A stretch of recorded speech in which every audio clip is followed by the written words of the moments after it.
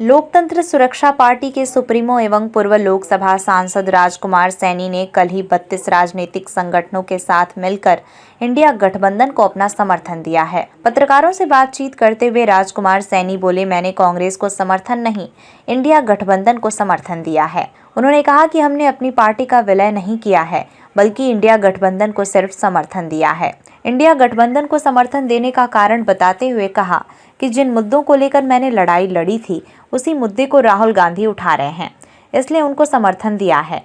राजकुमार सैनी ने कहा कि बीजेपी ने मेरा फायदा उठाया और हरियाणा में जाट और नॉन जाट की गेम खेली। मैं चुनाव लड़ने की इच्छा नहीं रखता, मगर इंडिया गठबंधन चाहेगा तो सोनीपत से लड़ना चाहूंगा।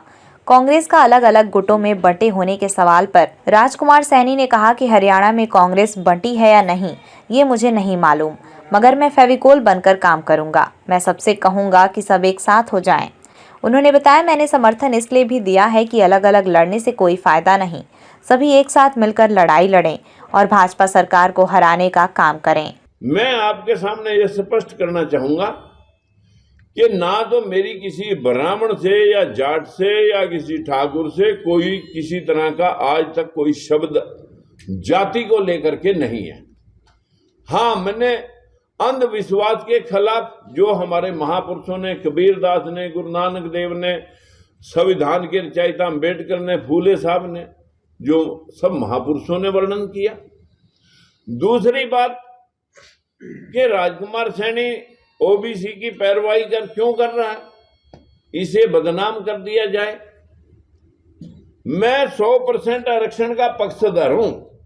मैंने ये बात उस दिन कही थी जब जाट आरक्षण की बात आई थी कि भाई अब देश में ब्राह्मण, बनिया, ठाकुर, पंजाबी सबको आरक्षित कर दिया जाए ताकि कोई किसी के हक को छीन ना सके। यही हमारे संविधान की मूल भावना है कि संविधान में कोई जाति, धर्म, लिंग भेद, जन्म स्थान से ना कोई नीचे है और ना कोई ऊपर है। इसी मूल भावना पे ये लगभग लाखों कापियां मैंने लोगों तक पहुंचाई।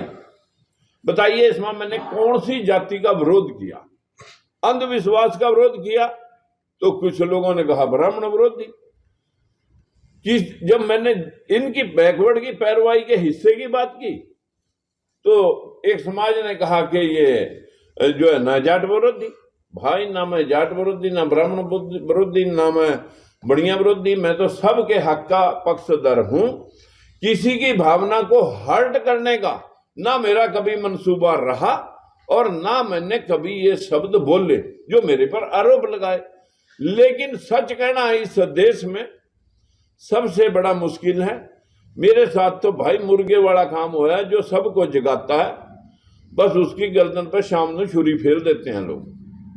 वही काम मेरे साथ हुआ। लेकिन इस मूल भावना को, संविधान की मूल भावना को, कश्मीर से कन्याकुमारी तक और मणिपुर से महाराष्ट्र तक, जो राहुल गांधी ने जो इस बात को उठाया जन जन के बीच में कि मैं जातिगत जनगणना कराऊंगा, 50% की सीमा हटा के सबके हकों को सुनिश्चित कराऊंगा। संस्थाओं में भी, चाहे वो यूनिवर्सिटियां हैं, चाहे जुडिशरी है, चाहे वो शासन प्रशासन है, जो संख्या मुताबिक सबको हिस्सा मिलेगा। कोई भी किसी के साथ चीटिंग नहीं कर सकेगा। मैं संविधान को पूर्णतः लागू करूंगा।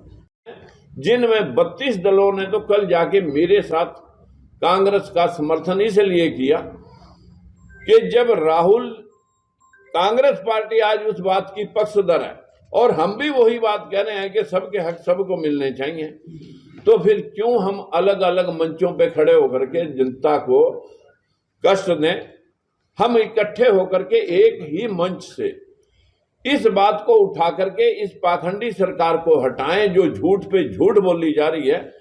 कभी कहते हैं 15 लाख देंगे, कभी कहते हैं 2 करोड़ नौकरियां देंगे, कभी कहते हैं किसान की आमदन 2 गुनी कर देंगे, कभी कहते हैं जो पेट्रोल आपको 35 रुपए में मिल जाएगा, कभी कहते हैं गैस सिलेंडर 450 का 300 में दे देंगे। अभी राजस्थान में मोदी जी कह गए 450 का देंगे। क्या वही वो हिंदुओं को लहदे रेट पे दे रहे हैं, मुसलमानों को लहदे रेट पे दे रहे हैं? जो ये दिन रात झूठ पे झूठ बोले जा रहे हैं। मैं इतने कह रहा, पहला तो कह रहा मेरी क्वालिफिकेशन से कोई वास्ता ही नहीं है, मैं तो इतने दिन भीख मांग के खाया, फिर पता नहीं वो डिग्रियां कहाँ से लाया। हमें ये पता नहीं कि एक एक शब्द में कितने कितने झूठ छुपे हैं। लेकिन हम इस झूठी और पाखंडी सरकार को हटाएंगे और हरियाणा की 10 सीटें जीतेंगे। आज पूरे देश के अंदर जो कांग्रेस के लोग प्रयास कर रहे हैं, ये जो लोग थे, ये कहीं ना कहीं कोई बसपा में, कोई मोदी जी के बहकावे में इधर उधर छिटक गए थे। वो सभी दल आज इकट्ठे होकर के कांग्रेस को समर्थन कर चुके हैं, कुछ करने जा रहे हैं और हम हरियाणा की 10 सीटें जीत के दिखाएंगे। मेरा एक सवाल है जी, हमने लगभग 32 दलों ने कल समर्थन किया है कि आप लोगों को हिस्सेदारी दिलाएं, हम आपके साथ हैं। कांग्रेस का करे कि इंडिया गठबंधन? इंडिया गठबंधन का। विलय तो नहीं आपकी पार्टी का? नहीं, हमने किसी भी दल ने विलय नहीं किया। अच्छा, इंडिया का समर्थन किया भी मांगी आपने की? कोई हमने बिना शर्त समर्थन किया है, बिना शर्त समर्थन। और उसमें साथ ये भी कहा कि अगर आप इंसाफ के पक्षधर हैं, हमें पूरा भरोसा है, आप इनको MP MLA की टिकटों के साथ साथ जोड़ करके आप इनको इनकी हिस्सेदारी तक पहुंचाएं। कितने संगठन बाबा, आप जो अगर आपको हमारे कार्यकर्ता जो हैं, क्योंकि अभी तक ये सारी संस्थाएं ED है, CBI है या चुनाव आयोग है, ये नरेंद्र मोदी जी के सिर्फ इस तरह मतलब बपोती बन चुके हैं। 6 महीने पहले चुनाव आयोग को रजिस्टर्ड पार्टियों को सिंबल अलॉट करने होते हैं। अभी तक किसी भी पार्टी को, जो रजिस्टर्ड पार्टी हैं, सबको झूठ पे झूठ लटकाया जा रहा है और सिंबल अभी तक 6 महीने में किसी भी पार्टी को अलॉट नहीं किया। ये स्थिति है देश में। किसी भी मतलब जो है ना, मुझे खुद 2 जनवरी को हमने एप्लीकेशन डाली थी, क्योंकि 6 महीने पहले डालनी होती है। लोकतांत्रिक सुरक्षा मंच है ना आपकी पार्टी? लोकतंत्र सुरक्षा पार्टी, लोकतंत्र सुरक्षा पार्टी। और इतने राउंड चुनाव आयोग के हमारे जनरल सेक्रेटरी और मैंने खुद लगा दिए, इतनी क्वेरीज दी, सबकी कंप्लेंस होने के बाद भी कह दिया कि भाई आपकी एप्लीकेशन अब फ्रेश एप्लीकेशन दो, और जब फ्रेश दी तो ये लेट होगी। भाई या तो पहली बात हमने डिसमिस करियो, हमारी पहली एप्लीकेशन डिसमिस करियो, उसकी कंप्लेंस में हमने सपोर्टिंग सारे डॉक्यूमेंट आपको दे दिए, तो एप्लीकेशन तो वही नहीं चाहिए। अब हमने चुनाव आयोग को लीगल नोटिस दिया और अभी मतलब जो है ना, सुप्रीम कोर्ट में केस डाल देंगे। इंडिया हाँ जी, एप्लीकेशन कब दी थी पहले? 2 जनवरी को। इसलिए अभी स्पष्ट नहीं है कि अगर 32 दल जो समर्थन दे के आए हैं, हाँ, अगर उनको कोई सीट हरियाणा में इंडिया गठबंधन लड़ाता है तो अभी ये स्पष्ट नहीं है किसके सिंबल पे लड़ेंगे। हाँ, अभी ये समस्या ये है कि चुनाव आयोग ने किसी भी दल को सिंबल ही नहीं दिया। ये 32 संगठन हरियाणा के या पूरे देश के? ये पूरे देश के हैं। पूरे देश के। तो इसमें 4-5 हरियाणा के भी हैं जो अभी आने वाले हैं। कोई ऐसी बात हुई है कि कोई सीट देंगे 32 दलों को? देखिए, जब बिना शर्त होता है और उसमें ये बात कहा कि सबके हक सबको मिले, तो पहले तो टिकटों में ही मिले। टिकटों मिलना चाहिए। केजरीवाल दूसरा जी, वो हमेशा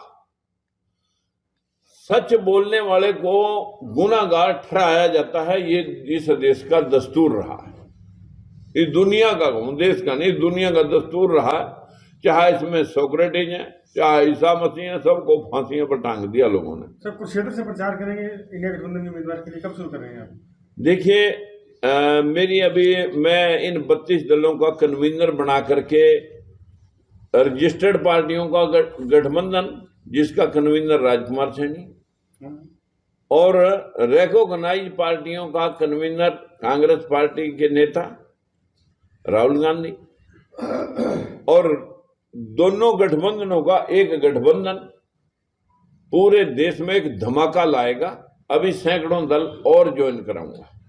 तो 4 प्रसार जैसे ही हमारे पास जो है ना, ऊपर मेरा अभी 2-3 दिन का काम और बाकी है, जो लोग प्रथम चरण में चुनाव लड़ने वाले हैं उनकी टिकटों की भी जो है ना उनको मिलना चाहिए उनका हिस्सा, जो वहां पर जिन्होंने बायोडाटा दे रखे हैं। क्या आपको कांग्रेस में अपनी पार्टी का विलय करने की कोई ऑफर हुई थी? देखिए, मैं कोई कहा कि भाई आप जो है ना अपना सब कुछ उसमें हमारे बीच में डाल दो, तो कल को फिर बेइंसाफी हो तो अपने पास फिर क्या जवाब है? विश्वास नहीं है। विलय नहीं करोगे गठबंधन में? नहीं, विलय हम विश्वास के साथ तो हमने गठबंधन किया, लेकिन जिन लोगों को हमने भरोसा दिला रखा है कि आपको इंसाफ दिलाएंगे।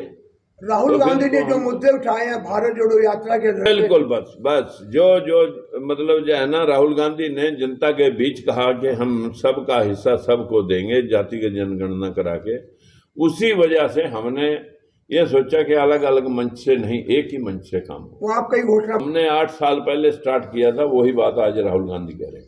हरियाणा और भी दल है जी, कोई 32 में कोई आपके वो लिस्ट ला रहा है। तो कमजोर देखिए, एक बात तो आपको माननी पड़ेगी कि भ्रष्टाचारी सिर्फ विपक्ष में रह गए कांग्रेस बीजेपी की नजर में। वो भ्रष्टाचारी जिनको आप गोद में लेके बैठ गए, या तो वो भ्रष्टाचारी नहीं रहे, या आपके घर में इतने मतलब जो है ना आपके एमपी के पास और कईयों के पास कितने नोट मिले, किसानों के ऊपर गाड़ियां चढ़ाने वालों को आपने टिकट दी, किसानों को चैलेंज किया आपने एक किस्म से, लो हमने टिकट उसको दी जिसने किसानों के ऊपर गाड़ी चढ़ा के लोग 8 मार दिए थे। ये एक चैलेंज है गफलत का। ये कभी कांग्रेस ने भी 1977 में ये सरगर्मी दिखाई थी, सन 75 में इमरजेंसी में, लेकिन आज वही गर्मी बीजेपी दिखा रही है।